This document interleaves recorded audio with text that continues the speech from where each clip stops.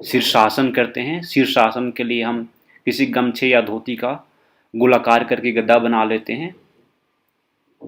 इस गद्दे को हम अपने सर के नीचे रखेंगे, जिससे हमारे सर को थोड़ा आराम मिलता है।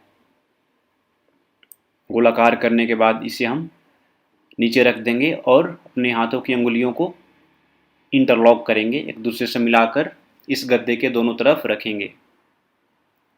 फिर अपने सर को इस गद्दे पर रख देते हैं और हमारी हाथों की अंगुलियां सर के समीप होनी चाहिए, और धीरे धीरे अपने भार को अपने हाथों पे, अपने किहुनियों पे और अपने हथेलियों के साथ साथ अपने सर पे रखने का प्रयास करते हैं और धीरे धीरे पीछे का भाग ऊपर उठाने का प्रयास करते हैं। हम धीरे धीरे एक एक पैर को भी ऊपर उठा सकते हैं। जैसा हम प्रयास करें, एक एक पैर या दोनों पैर को ऊपर उठा सकते हैं। इस आसन को शुरुआत में करने में कठिनाई होती है, इसलिए हम इस आसन को दीवार के सहारे हम खड़े हो सकते हैं, दीवार के सहारे हम इस आसन को कर सकते हैं। ये काफ़ी फायदेमंद होगा। इस आसन को आसनों का राजा कहा जाता है।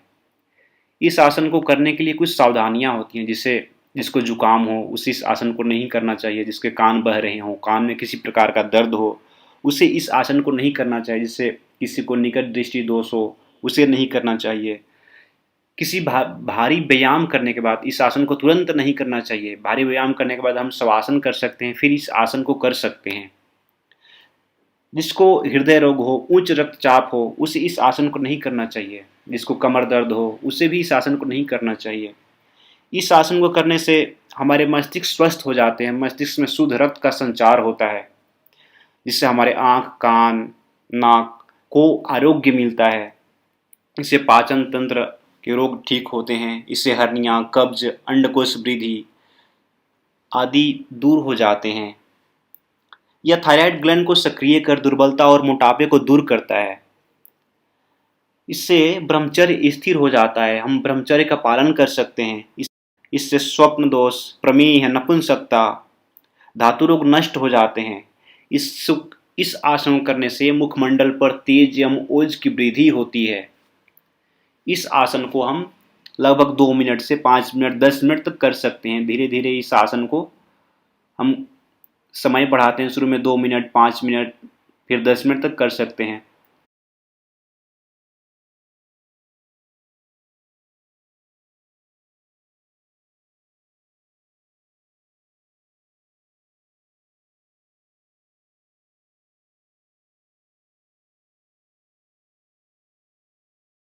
फिर धीरे धीरे इस आसन से हम वापस आने का प्रयास करेंगे। हम नीचे आने का प्रयास करेंगे। पहले पैरों को मोड़ेंगे, फिर धीरे धीरे अपने भार को संतुलित करते हुए पैर को नीचे जमीन पर टिका देंगे। और इस आसन को करने के बाद हमें शवासन करना चाहिए, जिससे हमारे रक्त का संचार जो मस्तिष्क की तरफ चला गया था, पूरे शरीर में फिर वापस होने लगे। इस आसन करने का बहुत सारे फायदे हैं, तो इस आसन को हमें ज़रूर करना चाहिए। बच्चों को इस आसन को ज़रूर करना चाहिए। इससे हमें स्मरण शक्ति, मेमोरी पावर बढ़ता है। तो ये आसन बच्चों के लिए, सबके लिए लाभदायक है। मस्तिष्क को स्वस्थ बनाता है, स्मरण शक्ति बढ़ाता है, कान के रोग, नाक के रोग दूर हो जाते हैं, हमारे पाचन तंत्र संबंधी रोग भी दूर होते हैं।